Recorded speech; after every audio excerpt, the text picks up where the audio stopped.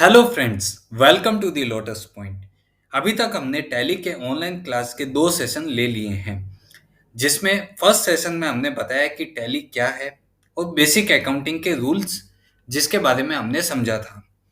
हमने हमारे दूसरे सेशन में टैली को कैसे इंस्टॉल करते हैं, कैसे आप उसको फ्रीली डाउनलोड करके कंपनी बना के आप अपना काम शुरू कर सकते हैं। अगर आपने अभी तक ये दोनों सेशंस नहीं देखे हैं तो आप पहले जाके उनको देख लीजिए, जिससे आप ये और आने वाली अगली वीडियो को आप अच्छे से समझ पाएंगे। आज की क्लास में हम नए टॉपिक की शुरुआत करेंगे, लेकिन उससे पहले हमने जो प्रीवियस वीडियो में कंपनी को कैसे क्रिएट करते हैं, उसका बैकअप कैसे लेते हैं एंड उसको कैसे रिस्टोर कर सकते हैं, जिससे हम अपने डेटा को करप्ट होने से बचा सकते हैं। तो आइए सबसे पहले हम समझते हैं कि हमने जो कंपनी क्रिएट की, आपको तब तक उसकी प्रैक्टिस करते रहना है जब तक आप एकदम से कंपनी क्रिएट करना, उसका बैकअप कैसे लेते हैं, उसको कैसे रिस्टोर करते हैं, तब तक आपको क्या करना होगा। आपके जो डेटा का पाथ है वो आपका डेटा यहाँ पे सेव है, आपको ये पाथ पे चले जाना है। जैसे ही आप यहाँ पे ये पाथ पे आ जाते हैं तो आपको ये डेटा यहाँ पे दिखा देगा। आपको क्या करना है कि इसको डिलीट कर देना है एंड देन वापस से आपको कंपनी क्रिएट करने का सारा प्रोसेस करना होगा। आप इसको तब तक प्रैक्टिस करते रहिए जब तक आप एकदम से कंपनी के डेटा को बनाना, उसका बैकअप और रिस्टोर लेना नहीं सीख जाते हैं। तो चलिए अब हम आगे बढ़ते हैं और आज के क्लास की शुरुआत करते हैं। तो सबसे पहले हमने जो कंपनी क्रिएट की थी उसको ओपन कर लेंगे। यहाँ पे हमने जो यूजर आईडी एंड पासवर्ड डाला था, आपको ये ध्यान रखना है कि अगर आपको पासवर्ड आप याद नहीं रख पा रहे हैं तो आप इसको पासवर्ड को हटा दीजिए। जब तक आप पासवर्ड सही से नहीं डालेंगे आप डेटा को ओपन नहीं कर पाएंगे। या तो आप अपना पासवर्ड कहीं पे लिख के रख लीजिए या सेव रख लीजिए, जिससे आपको डेटा करप्ट होने का डर नहीं रहेगा। जैसे ही आप कंपनी को ओपन करेंगे, आपको सबसे पहले स्क्रीन पे सामने दिखेगा गेटवे ऑफ टैली। यहाँ पे बहुत सारे फीचर्स है, ऑप्शंस है, जिनको हम धीरे धीरे करके समझेंगे। एंड इसमें कुछ ऐसे ऑप्शंस भी है जो हमारे अभी काम के नहीं है, बट जैसे जैसे हम आगे सीखेंगे उनको हम इनेबल करते रहेंगे। तो सबसे पहले हम समझते हैं कि गेटवे ऑफ टैली पे जो ऊपर मेन्यू बार में आप देख सकते हैं कि प्रिंट, एक्सपोर्ट, ईमेल, अपलोड, बहुत सारे ऑप्शंस होते हैं। उसके बाद आता है कि राइट हैंड साइड पे जो फंक्शन बार होती है उसमें भी बहुत सारे ऑप्शंस आपको दिखते हैं। Select company, shut company, period या फीचर्स और कॉन्फ़िगरेशन, ऐसे बहुत सारे ऑप्शंस आते हैं।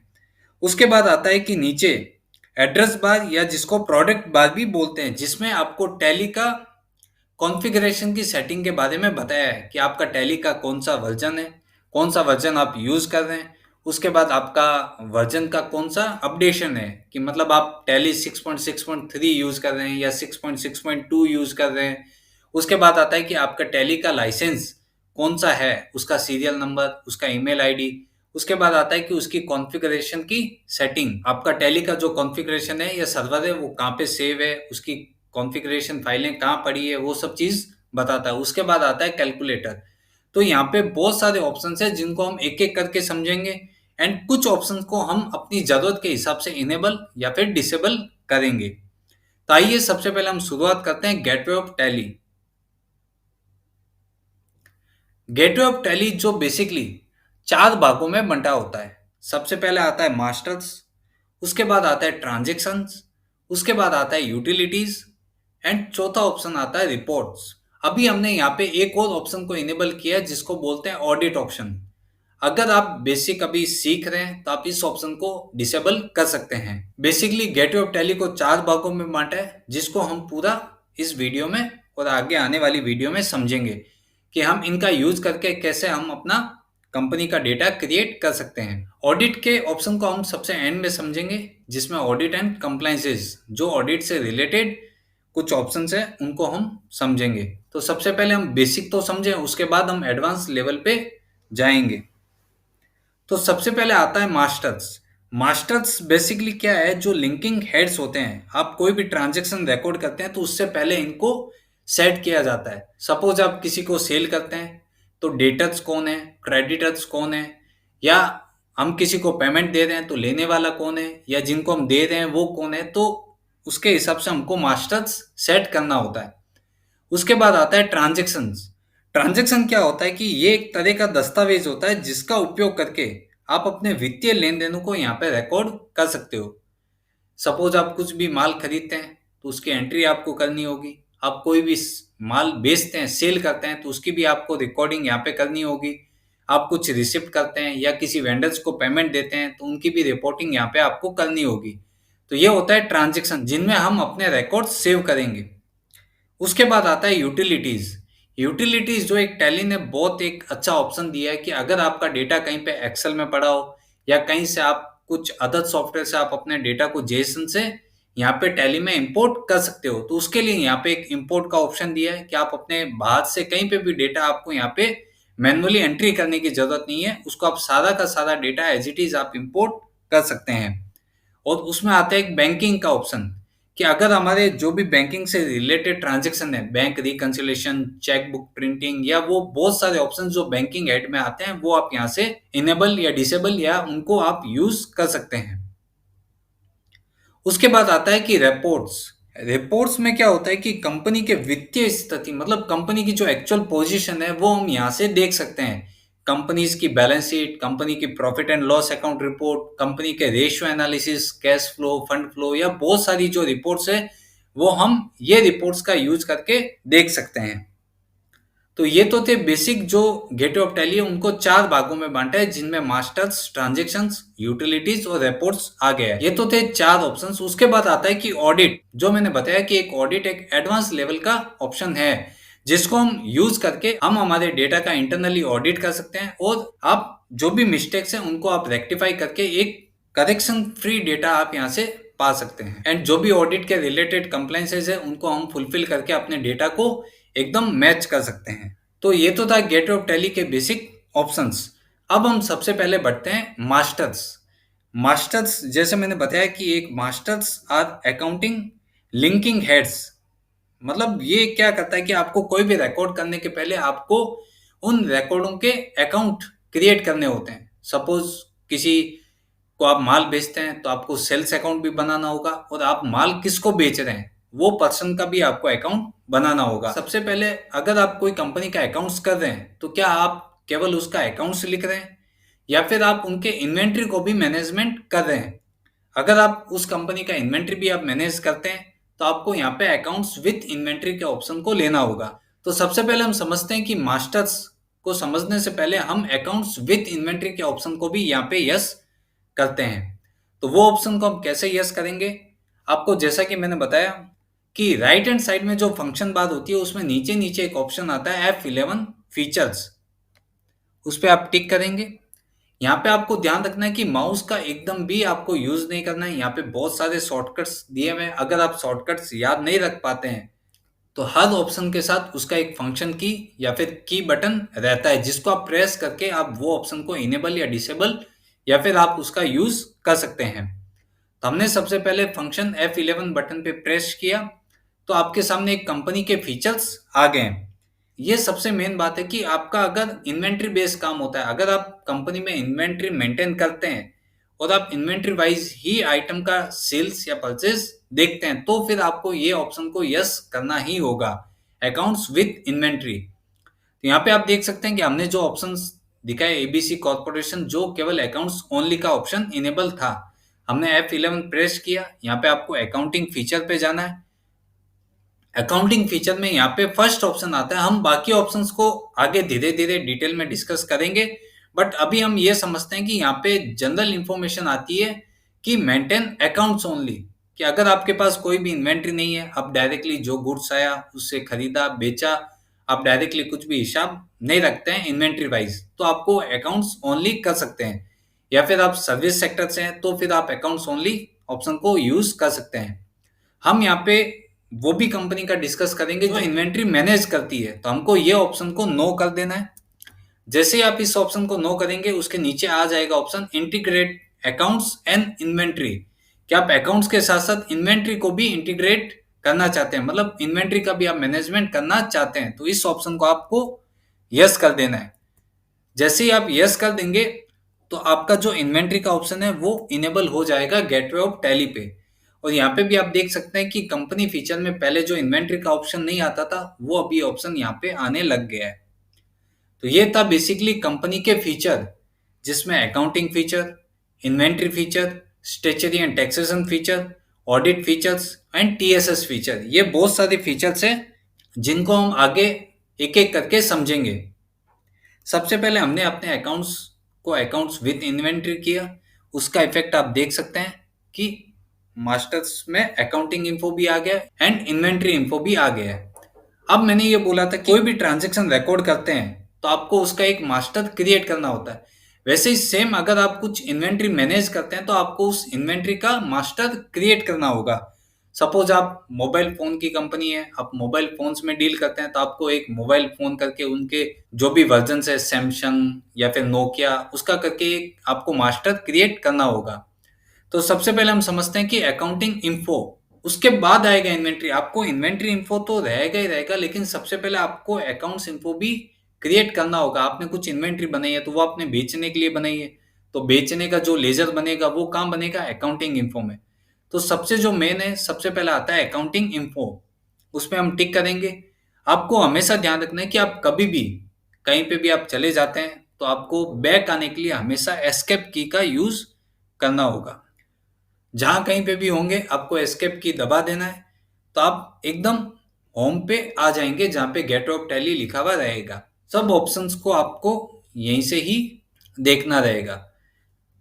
आपको ये हमेशा ध्यान रखना है कि आपने सपोज कहीं पे ऑप्शन के अंदर आप चले गए, अब आपको समझ नहीं आ रहा कि ये गलती हो गई है क्या हो गई है, तो आपको वापस बैक आने के लिए हमेशा एस्केप की को ही आपको हमेशा यूज करना होगा, जिससे आप एकदम गेट ऑफ टैली पे वापस आ जाएंगे। अभी हम समझते हैं कि अकाउंटिंग इन्फो, तो यहाँ पे भी सबसे पहले दो ऑप्शन आते हैं, ग्रुप्स एंड लेजर। तो सबसे पहले आपको लेजर क्रिएट करना होगा। लेजर में क्या आता है, बेसिकली अगर आप कुछ भी सेल परचेज या कुछ पार्टी का नाम क्रिएट करते हैं तो आपको उसको लेजर के थ्रू ही क्रिएट करना होगा। लेजर में आपने अगर उसका नाम क्रिएट कर दिया है, देन उसके बाद उसका आता है ग्रुपिंग, कि आपने उसको कौन से ग्रुप के अंडर उसको लेना है। सपोज आपने कोई एक्सपेंस का एक लेजर बनाया तो उसका ग्रुपिंग क्या रहेगा, वो इनडायरेक्ट एक्सपेंस है या डायरेक्ट एक्सपेंस है। उसके बाद सपोज आपने कोई पार्टी का नाम बनाया, हो सकता है कि आपका वो वेंडर्स हो तो आपको उसका ग्रुपिंग क्रेडिटर्स के अंडर करना होगा। अगर आपने उसको माल बेचा है तो उसका ग्रुपिंग डेटर्स के अंडर रहेगा। तो यहाँ पे सबसे पहले बेसिक आता है लेजर। लेजर अगर आपने बना दिया है देन उसका आपको ग्रुपिंग सेट करना होगा। तो सबसे पहले हम समझते हैं कि लेजर, उसके ऊपर हम टिक करते हैं। यहाँ पे देखिए आपको कभी भी शॉर्टकट्स का भी अगर आपको यूज करना है तो जो रेड की आपको दिखा रहा है वो उसके अंदर जाने की शॉर्टकट की होती है या फिर उसको प्रेस करने की शॉर्टकट की है। आप यहाँ पे एल भी प्रेस करके लेजर के अंदर जा सकते हैं, अदरवाइज आप उस पर एंटर देके भी उसके अंदर जा सकते हैं। अब यहाँ पे लेजर में भी बहुत सारे ऑप्शंस आ रहे हैं, single ledger and multiple ledgers. यहाँ पे क्या ऑप्शन आता है कि सिंगल लेजर मतलब आपने एक ही साथ एक लेजर बनाया, उसकी ग्रुपिंग दी, उसको सेव कर दिया। देन उसके बाद सेकंड लेजर बनाया, उसकी ग्रुपिंग की, उसको सेट कर दिया। अभी क्या होता है कि मल्टीपल लेजर्स, मल्टीपल लेजर क्या होता है कि आपको पता है कि मुझे इस ग्रुपिंग के अंदर 10 नाम बनाने हैं एक साथ, तो मैं यहाँ पे मल्टीपल लेजर्स का यूज करके अपना टाइम सेव कर सकता हूँ। तो सबसे पहले हम समझते हैं कि सिंगल यूजर, उसमें भी क्रिएट, डिस्प्ले एंड अल्टर तीन ऑप्शन आ रहा है। अब सिंगल लेजर में आपने टिक किया, सबसे पहले आता है क्रिएट। क्रिएट में क्या होगा कि आपने कोई भी एक लेजर क्रिएट किया, सपोज आपने एक्स वाई जेड या फिर कोई भी एबीसी नाम आपने क्रिएट किया, वो हमारा डेटा से। तो सबसे पहला आता है ऑप्शन क्रिएट। उसके बाद आता है डिस्प्ले, मतलब आपने जो क्रिएट किया उसको आप डिस्प्ले कर सकते हो। मतलब मुझे देखना है कि उसका एड्रेस क्या है, उसमें क्या डिटेल डाला है या उसमें क्या ग्रुपिंग सेट किया है, तो मैं डिस्प्ले में जाके उसको देख सकता हूँ। एंड देन आता है अल्टर। अल्टर का मतलब होता है कि मैंने जो लेजर बनाया उसमें अगर मुझे कुछ चेंजेस करना है, कुछ गलती हो गई, नाम मैंने गलत लिख दिया, वो ग्रुपिंग में मैंने गलती कर दी हो, तो उसको मैं जाके फिर से अल्ट्रेशन या मॉडिफिकेशन कर सकता हूँ। तो सबसे पहले हम समझते हैं क्रिएट। तो हमने क्रिएट के ऊपर जैसे दिया, यहाँ पे मैंने एक नाम लिख दिया कि हम इनको सेल करने वाले हैं एबीसी लिमिटेड करके।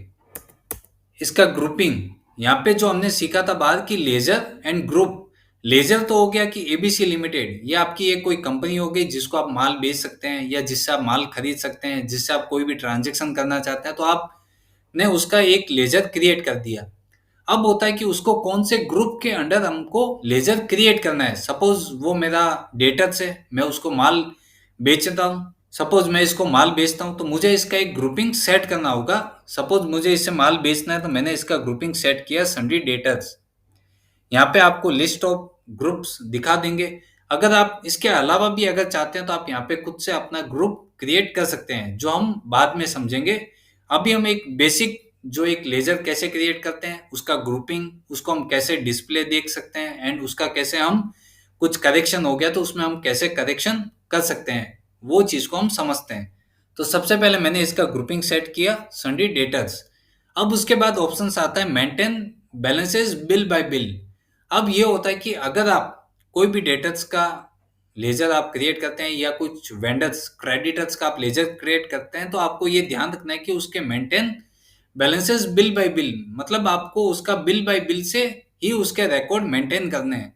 सपोज आपने एक बिल बनाया एंड उसका पेमेंट 10 दिन के बाद आ गया है, तो यहाँ पे maintain bill bye bill option क्या होगा कि आपने जो पेमेंट आया 10 दिन बाद आपको उसी बिल के सामने उसका सेट ऑफ लेना है, उसी बिल के सामने आपको उसको एडजस्ट करना है।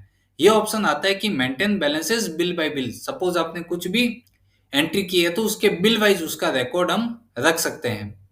उसके बाद आता है कि डिफॉल्ट क्रेडिट पीरियड्स।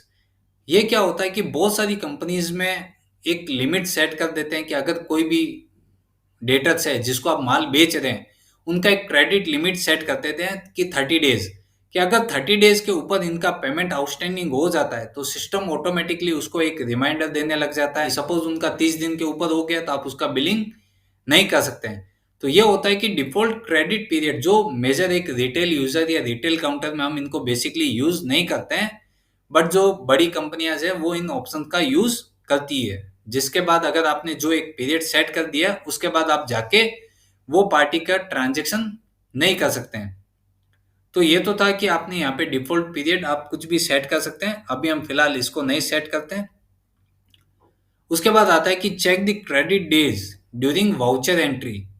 अब यहाँ पे क्या होता है कि जब आप एंट्री करेंगे तो आपको उसी समय एक वहां पे पॉपअप दिखा देगा कि इनके कितने दिन अभी बाकी है। सपोज हमने 30 डेज इनको क्रेडिट पीरियड सेट किया है, तो जब हम एंट्री कर रहे हैं तो उससे लेके 30 डेज के बीच में कितने दिन बचे हैं, तो वो एक आपको पॉपअप दिखाता रहेगा। इस ऑप्शन को अभी हम नो रखते हैं क्योंकि हमने कोई क्रेडिट पीरियड सेट नहीं किया है। उसके बाद आता है कि इन्वेंट्री वैल्यूज आर अफेक्टेड। अभी क्या होता है कि यहाँ पे दो अकाउंटिंग के मेथड हमने बताया था। फर्स्ट होता है कि accounts only and then accounts with inventory. अब क्या होता है कि हम बेसिकली अगर कोई एंट्री पास करते हैं तो वो पार्टी के लेजर से डिपेंड करता है कि हमने उनको कितना सेल किया या कितना माल खरीदा। अब आता है कि उससे इन्वेंट्री की जो वैल्यू है वो इफेक्ट करवानी है या नहीं करवानी। हम ये ऑप्शन को यहाँ पे नो रखेंगे क्योंकि हमने केवल एक पर्टिकुलर एक लेजर बनाया है, जिससे हमको ये देखना है कि हमने ड्यूरिंग द ईयर हमने इनको कितना माल बेचा या खरीदा या इनके बीच हमने कितना ट्रांजेक्शन किया है। उससे मेरी इन्वेंट्री की वैल्यू इफेक्टेड नहीं होनी चाहिए। इन्वेंट्री की वैल्यू आपकी कहाँ इफेक्टेड होगी? सपोज आपने कुछ सेल्स अकाउंट का लेजर बनाया, वहां पे हम दे सकते हैं कि इन्वेंट्री वैल्यू मेरी अफेक्टेड हो। तो अभी हम ये ऑप्शन को नो कर देते हैं। देन हम आगे बढ़ते हैं कि उसका मेलिंग डिटेल। अब यहाँ पे आता है कि आपने वो कंपनी का नाम तो लिख दिया है, अब उसका कंपनी कहाँ पे रजिस्टर्ड है, उसके कुछ कॉन्टेक्ट डिटेल्स आपके पास है, तो वो आपको यहाँ पे बेसिकली शो करना होगा। यहाँ पे हम लिखते हैं, यहाँ पे हमने इनका एड्रेस लिख दिया है। सपोज यहाँ पे हमने ऑफिस नंबर भी लिख दिया है। यहाँ पे हमने उनका जो एरिया है वो हमने यहाँ पे डिफाइन कर दिया है। उसके बाद हमने उनका जो सिटी है वो भी हमने लिख दिया है, यहाँ पे इंडिया। देन उसका कंट्री कौन सा है एंड स्टेट कहाँ से वो एड्रेस बिलोंग करता है या फिर वो पार्टी कहाँ की है, वो हिसाब से हमको स्टेट यहाँ पे मेंशन करना होगा। उसके बाद आता है पिन कोड, कि वो पार्टी का जो रजिस्टर्ड एड्रेस है वो कहाँ पे लोकेटेड है। तो यहाँ पे आपने पिन कोड दिखा दिया। अब यहाँ पे एक ऑप्शन आता है प्रोवाइड बैंक डिटेल्स। यहाँ पे इस ऑप्शन को आप यस करके पार्टी का जो बैंक डिटेल है वो आप यहाँ पे ऐड कर सकते हैं। सपोज ये सप्लायर है तो हम यहाँ पे इनका पेमेंट डिटेल ऐड कर सकते हैं। अब डेटर से जिनसे तो अपने को पैसा आना है तो यहाँ पे ये डिटेल ऐड करके कोई बेनिफिट नहीं है, तो इस ऑप्शन को आप नो ही रहने दें। अब यहाँ पे आता है कि मुझे कंपनी की बहुत सारी इंफॉर्मेशन डालनी है। सपोज कंपनी का कौन ओनर है या फिर कॉन्टेक्ट पर्सन जिससे मैं बात करना चाहता हूँ, उनका डिटेल, उनका फ़ोन नंबर, कंपनी का ईमेल आईडी, वो सब अगर मुझे यहाँ पे मेंशन करना है, बट यहाँ पे वो ऑप्शन मुझे इनेबल नहीं दिख रहा है कि तो मैं उसको कैसे इनेबल करूँ?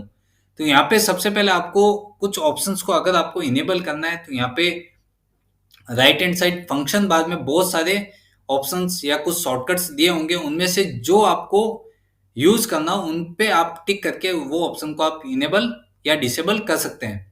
तो सपोज हमें यहाँ पे बहुत सारी कॉन्फ़िगरेशन सेटिंग को ऐड करना है, तो इसके लिए हमने यहाँ पे F12 प्रेस किया।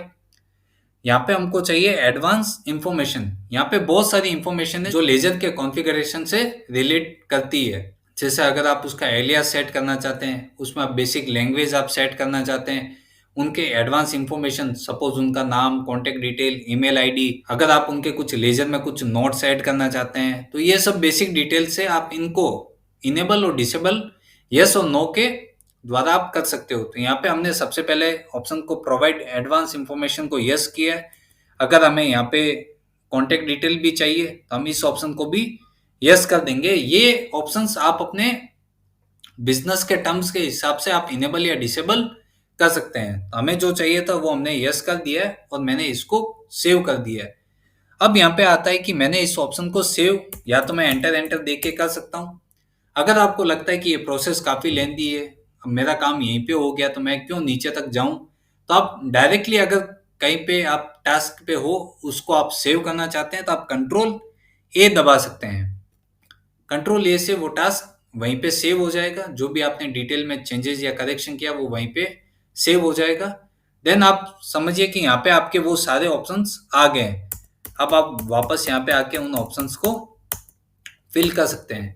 सपोज यहाँ पे कॉन्टेक्ट पर्सन है, तो यहाँ पे आपने नाम डाल दिया है कि ये पर्सन है जिनसे मुझे एनी टाइम यहाँ पे बात करनी रहेगी। उसके बाद आता है कि उनका अगर आपके पास कुछ फ़ोन नंबर है तो आप यहाँ पे फ़ोन नंबर डाल सकते हैं उनका।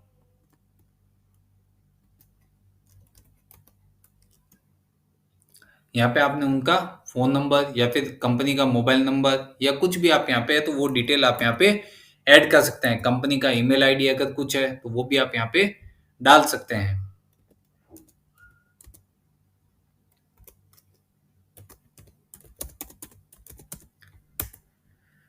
कंपनी की अगर वेबसाइट है तो आप यहाँ पे बेसिकली डाल सकते हैं। ये डेटा डालने से क्या होगा, कभी भी हमें इन फ्यूचर कभी भी कोई रिकॉर्ड चाहिए तो हम इन लेजर्स को एक्सपोर्ट करके उनका मेलिंग डिटेल, कॉन्टेक्ट डिटेल, ये सब चीज़ें हम एक ही जगह पे एक्सपोर्ट कर सकते हैं। तो बेटर होगा कि आप कभी भी लेजर बनाएं तो उसका प्रॉपर डिटेल आप एक ही बार में फिल कर दें, ताकि आपको बार बार इन सब चीज़ों की ज़रूरत नहीं पड़े। यहाँ पे आपने ऑप्शंस को यस कर दिया है। अब आता है कि कंपनी का पैन नंबर या फिर अभी जो पैन नंबर आपको यहाँ पे अगर आप डालना चाहते हैं तो आप यहाँ पे फिल कर सकते हैं। वे कंपनी जो जुलाई 2017 के बाद से जीएसटी आने के बाद से रजिस्टर्ड है, या फिर वे कंपनी, अब हमने यहाँ पे सपोज वो कंपनी का पैन नंबर यहाँ पे डाल दिया है।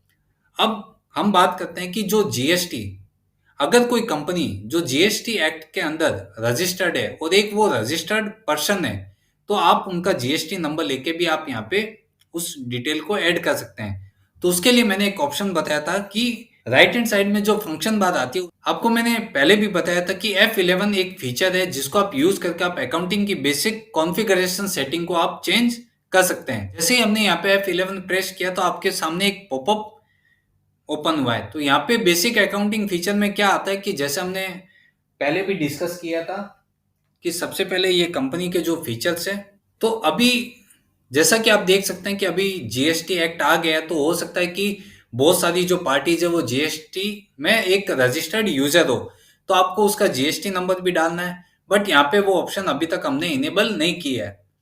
तो वो ऑप्शन को इनेबल करने के लिए हमने शुरू में एक ऑप्शन था F11 करके, हमने फीचर को यूज किया था। तो यहाँ पे आपको F11 फीचर को प्रेस करना है। आपको वापस से बाहर आने की जरूरत नहीं है क्योंकि आपने इतना डेटा फिल कर दिया है। अब आप समझो कि वापस से बाहर आके वो ऑप्शन को यस करेंगे, फिर वापस आके आप डिटेल पुट करेंगे, तब तक आपका टाइम बहुत वेस्ट होगा। तो आप यहीं पे वो ऑप्शंस को उनको इनेबल या डिसेबल कर सकते हैं। तो यहाँ पे सबसे पहले आपको F11 प्रेस करना है। जैसे ही आप F11 प्रेस करेंगे, यहाँ पे आपको स्क्रीन पे दिखेंगे कंपनी के फीचर। जो फीचर आपको इनेबल करना हो या डिसेबल करना हो, वो आप इस ऑप्शन को यूज करके कर सकते हैं। तो सबसे पहले हम समझते हैं कि F11 के जो कंपनी के फीचर है। तो सबसे पहले एक ऑप्शन आता है अकाउंटिंग फीचर्स का। ये फीचर डिफाइन करता है कि आपके बेसिक बिजनेस की रिक्वायरमेंट्स को, कि आप अपने बिजनेस का जो पैटर्न है वो अकाउंट्स ओनली बेस पे है, या फिर अकाउंट्स विथ इन्वेंट्री बेस पे है, या फिर आपको कुछ debit notes credit notes use करने हैं, आपको कंपनी के रिलेटेड कुछ पेरोल, या बहुत सारे जो ऑप्शंस है यहाँ पे जो अकाउंट से रिलेटेड है। अगर उन ऑप्शन को आपको इनेबल या डिसेबल करना है तो आपको यहाँ पे अकाउंटिंग फीचर में जाना होगा, जिसका शॉर्टकट्स आपको राइट हैंड साइड में F1 करके भी शो हो रहा है। अगर आप डायरेक्टली गेटवे ऑफ टैली पे जाके ये फीचर का यूज करते हैं तो आपको वहां पे उनका शॉर्टकट्स रेड कलर में शो करेगा। सपोज सबसे पहले ऑप्शन आता है कंपनी फीचर में अकाउंटिंग फीचर, जिसमें आप बेसिक अकाउंटिंग के ऑप्शन को इनेबल और डिसेबल कर सकते हैं।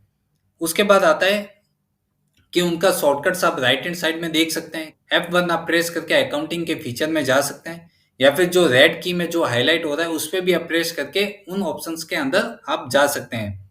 उसके बाद आता है कि इन्वेंट्री ऑप्शन। इन्वेंट्री फीचर में क्या होता है कि आप इन्वेंट्री के रिलेटेड ऑप्शंस को यहाँ पे इनेबल और डिसेबल कर सकते हैं, कि आप अपना जो इनवॉइस है वो आइटम वाइज बनाना चाहते हैं। आप जो क्रेडिट नोट या डेबिट नोट है उनको आप आइटम वाइज या इनवॉइस मोड या जिस भी मोड में आप इनेबल या डिसेबल करना चाहते हैं, वो सारे फीचर्स इन्वेंट्री फीचर के अंदर दिए हैं। आप मटेरियल इन और आउट का एक अलग से वाउचर क्रिएट कर सकते हैं, उनका आप यूज कर सकते हैं। तो इन्वेंट्री से रिलेटेड जो भी आप फीचर को इनेबल या डिसेबल करना चाहते हैं वो आप F2 प्रेस करके उस ऑप्शन में जा सकते हैं, या फिर उसका शॉर्टकट जो रेड की में दिखा रहा है आई बटन प्रेस करके भी आप उसमें जा सकते हैं। उसके बाद ऑप्शन आता है statutory and taxation. Statutory and taxation में क्या होता है कि आप जो भी कंप्लायंसेस के जो पार्ट है उनको आप इनेबल या डिसेबल कर सकते हैं। सपोज हमें जीएसटी ऑप्शन को इनेबल करना है तो आप यहाँ पे जाके जीएसटी को इनेबल कर सकते हैं। आपको टीडीएस को इनेबल करना है, टीसीएस को इनेबल करना है, तो उन ऑप्शंस को भी आप इनेबल और डिसेबल कर सकते हैं। यहाँ पे वैट और सर्विस टैक्स या एक्साइज उनके भी ऑप्शन अभी तक आ रहे हैं। तो कुछ जो जीएसटी में कवर नहीं है, जिन पे अभी भी एक्साइज एप्लीकेबल है, तो उन अगर कंपनी का आप अकाउंट्स करते हैं तो वहां पे एक्साइज के डेटा को भी आप इनेबल या डिसेबल कर सकते हैं। तो अभी हम समझते हैं कि यहाँ पे हमको जीएसटी का डिटेल का रिक्वायरमेंट है, हमको जीएसटी की डिटेल्स फिल करनी है।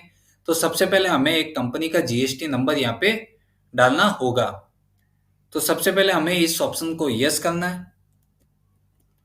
जैसे ही आप यस करेंगे यहाँ पे पूछेगा सेट या अल्टर जीएसटी डिटेल्स।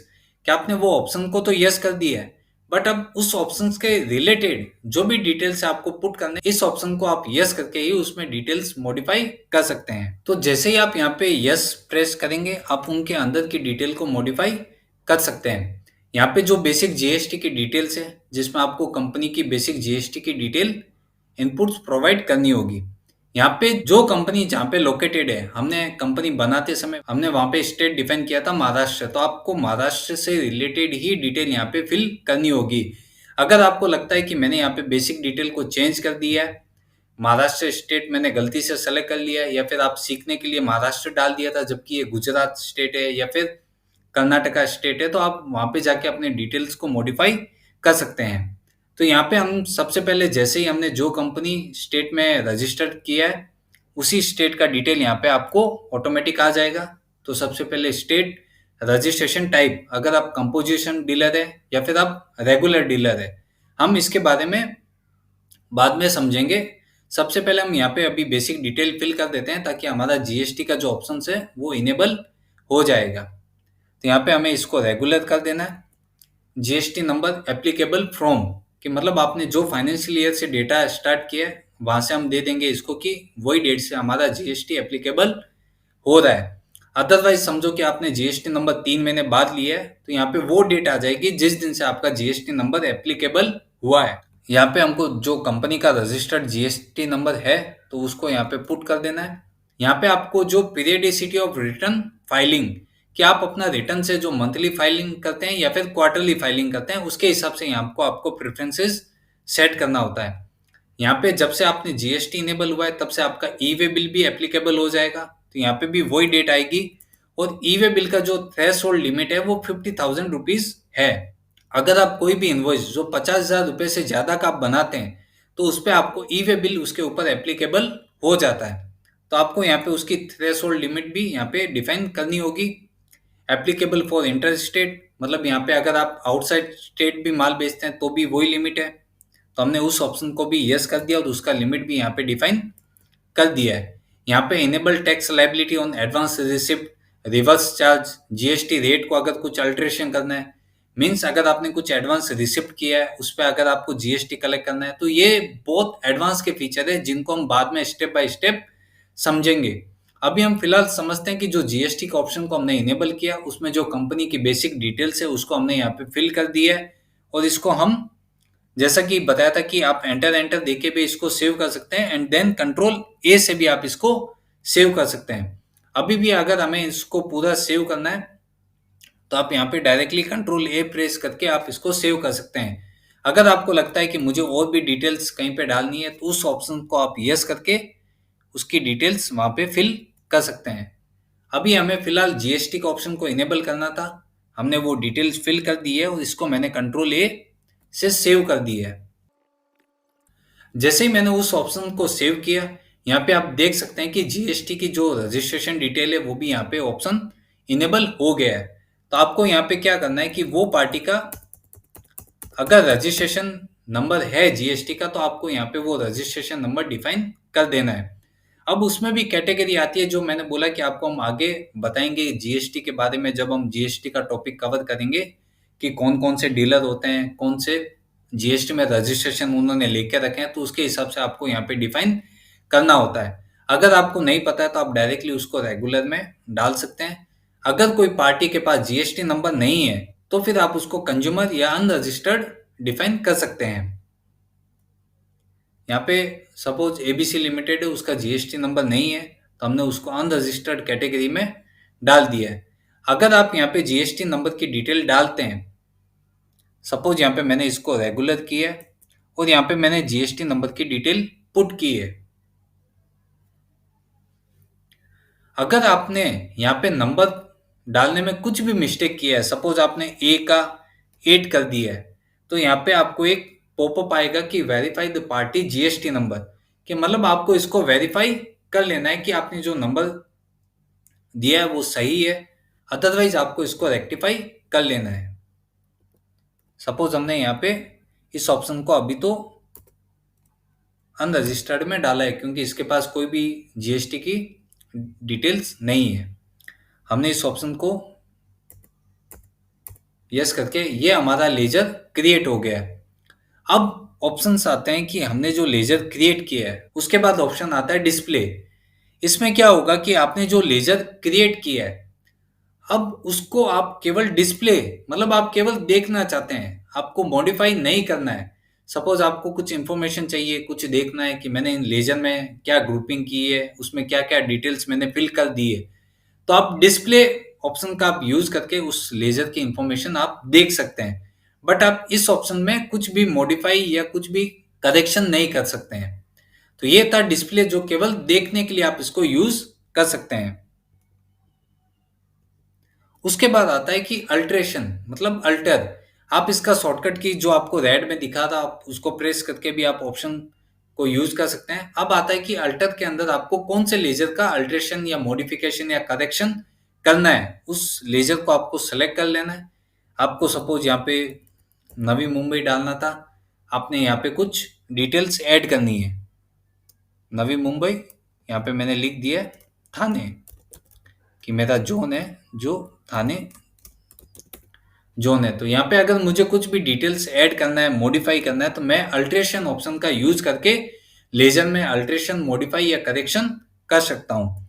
उसके बाद आपको जो बेसिकली जैसे आप लेजर को सेव करते हैं वैसे आपको इसको सेव कर देना है, तो आपकी सारी डिटेल जो आपने अल्ट्रेशन की वो वहां पे सेव हो जाएगी।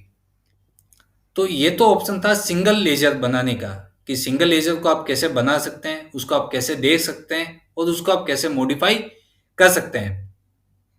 अब दूसरा ऑप्शन आता है मल्टीपल लेजर्स। मल्टीपल लेजर क्या होता है कि आपने एक ही साथ 10 लेजर क्रिएट कर दिए हैं जिससे आपका टाइम सेव हो गया उन 10 लेजर को आप डिस्प्ले एक साथ कर सकते हैं, उनको आप मॉडिफाई एक साथ कर सकते हैं, तो उसके लिए आप मल्टीपल लेजर को आप यूज कर सकते हैं। तो मल्टीपल लेजर्स में सबसे पहले ऑप्शन आता है क्रिएट का। हमने यहाँ पे क्रिएट किया। जैसे ही आप क्रिएट करेंगे यहाँ पे वो ग्रुप पूछेगा कि आप कौन से ग्रुप के अंदर लेजर क्रिएट करना चाहते हैं। तो यहाँ पे मैंने ग्रुप सेलेक्ट किया सन्ड्री क्रेडिटर्स कि ये मेरे सप्लायर्स हैं जिनसे मैं माल खरीदने वाला हूँ। तो मैंने एक साथ बनाने के लिए उनका ग्रुप मैंने सन्ड्री क्रेडिटर्स सेलेक्ट कर लिया है। अब आता है कि नेम ऑफ लेजर्स। अब यहाँ पे मैंने लेजर के नाम लिख दिए हैं। उनका अगर कुछ ओपनिंग बैलेंस अगर आपको डिफाइन करना है तो आप यहाँ पे एक साथ उनका ओपनिंग बैलेंस डिफाइन कर सकते हैं। जैसा कि हमने यहाँ पे नया कंपनी क्रिएट किया है तो उसका ओपनिंग बैलेंस नहीं होगा, तो इस ऑप्शन को हम कुछ भी फिल नहीं करते हैं। ऐसे ही आपको डिटेल क्रिएट कर देनी है। सपोज ये मेरे 5 वेंडर्स है, सप्लायर्स है, जिनका मैंने एक साथ सन्ड्री क्रेडिटर्स के अंडर में उनका ग्रुपिंग करके लेजर क्रिएट कर दिया है। आप ऐसे ही बहुत सारे लेजर, सपोज आप बैंक अकाउंट में जाके आप बहुत सारी मल्टीपल बैंक्स है तो उनके आप लेजर एक साथ क्रिएट कर सकते हैं।